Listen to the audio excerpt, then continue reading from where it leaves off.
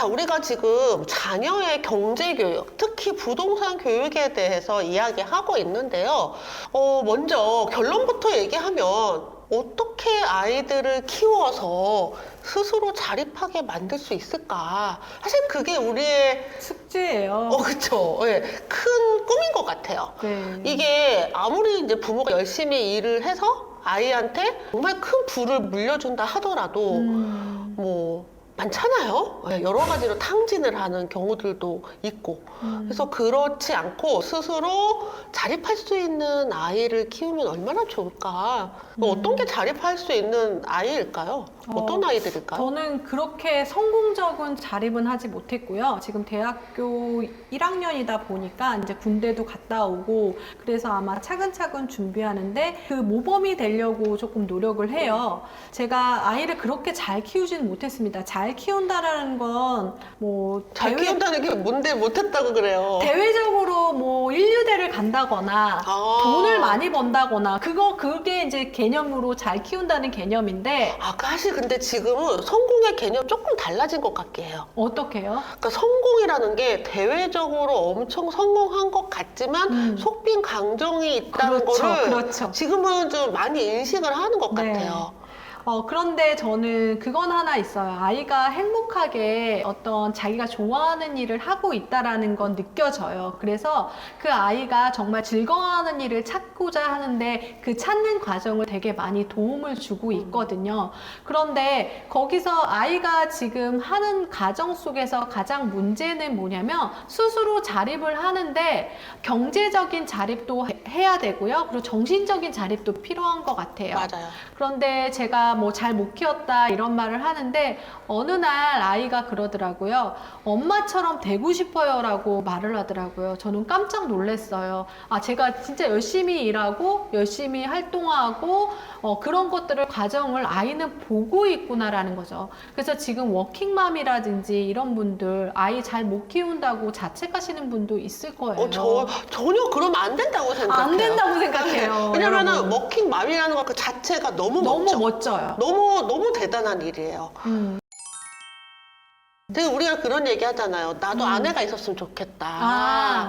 나도 누가 밥 해주고 빨래 해주고 애 키워주면 지금보다 3배는 더 많이 일할 수 있을 것 같다. 근데 우리가 아이 키우면서 일하면서 온갖 살림 다 하고 뭐 물론 뭐 남편이 도와주고 시댁에서 도와주고 뭐 한다 하더라도 교육은 온전히 거의 그렇죠. 엄마의 몫이죠. 엄마의 몫인데 그거를 아이가 보고 있구나라는 생각이 들어서 여러분 절대 아이를 직접적으로 케어 못해서 속상해하지 마시고요. 본인의 일을 묵묵히 하다 보면 아이도 그걸 보고 느끼는 바가 있다라는 것을 느끼게 되고요. 제가 이번에 3개월 만에 초시 동차로 공인중개사를 합격했습니다. 아니 3개월만에 어떻게 공인중개사 시험을 원래 실력이 있던 거 아니에요? 아니에요.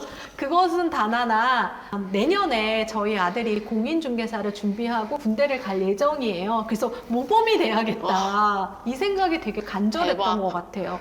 그리고 내가 이 부분은 도와줄 수 있는 부분은 알려줘야겠다라고 생각해서 공부를 하다 보니까 이 공부하는 방법이 되게 달랐던 거예요. 그래서 아이가 직접 하겠다라고 도전해 보겠다라고 얘기를 했고 그래서 제가 적극적으로 지원해 주기로 했거든요. 인생은 제가 살아보니까 정말 뜻대로 안 되는 게 있고 어쩌다 보면 중간에 선물 같은 기회를 만날 때가 있어요. 그래서 저는 이 선물 같은 기회 같은 경우를 아이가 잘 만날 수 있도록 그 토대를 만들어 놓는 것도 되게 중요하다라고 생각해요. 사실 근데 시킬 수는 있는데 시킨다고 되는 게 아니잖아요. 아니죠. 그러니까 스스로 할 수 있게끔 환경을 그러니까 만들어주는 제가, 거. 그거를 하신 거잖아요. 네, 그걸 원하는 거죠. 스스로 자립하는 아이가 되려면 부모가 먼저 자립하는 행동을 보여라. 이 얘기를 하고 싶은 거죠. 그쵸.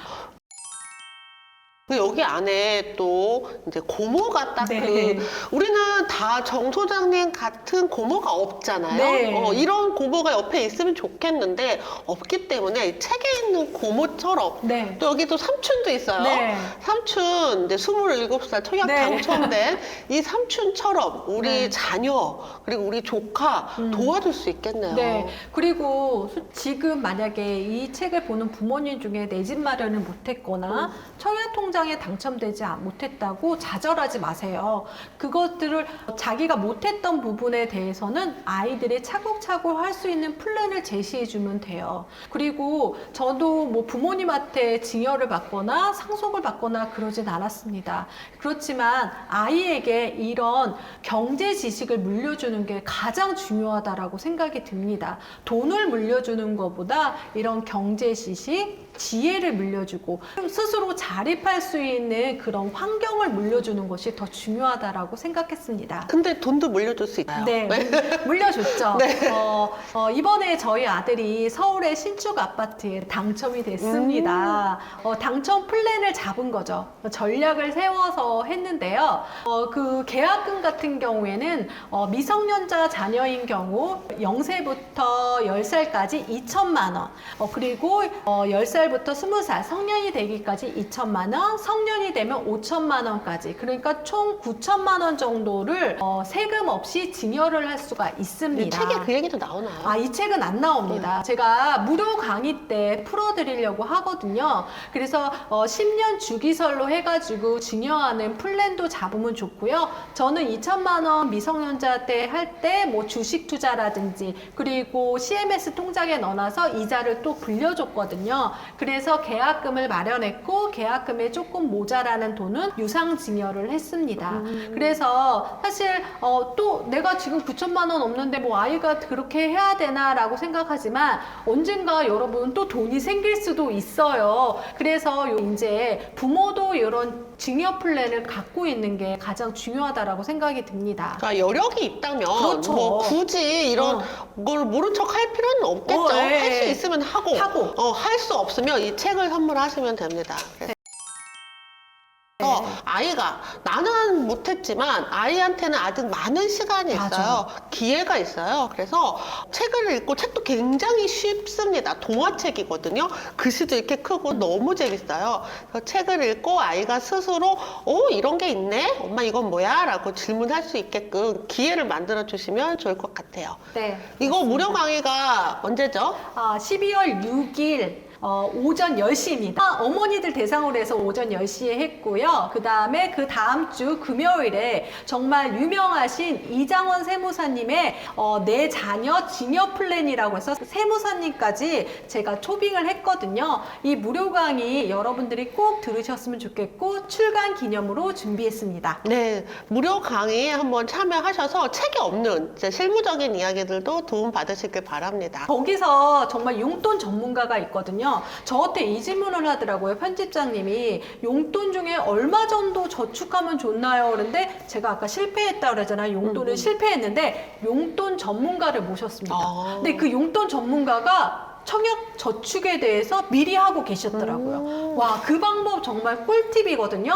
그래서 용돈을 어떻게 플랜을 하는지, 그런데 언제부터 그런 교육을 하면 좋나요? 했더니 그 전문가는 빠르면 빠를수록 좋더라고요. 그래서 어린애도 되나요? 돈의 개념이 있는 아이라면 뭐 3세, 4세 이 정도도 미리 하는 게 가장 좋다라고 얘기하거든요.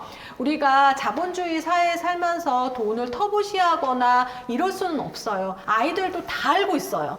세뱃돈 어디 갔는지도 알고 있고 그러니까 내 돈 내놔라고 하죠. 그러니까 그 용돈의 개념도 무료 강의에서 알려드리려고 합니다. 네, 자녀 경제 교육에 관심이 있으신 분들은 이 책 나의 첫 저축 통장 읽어보시고요.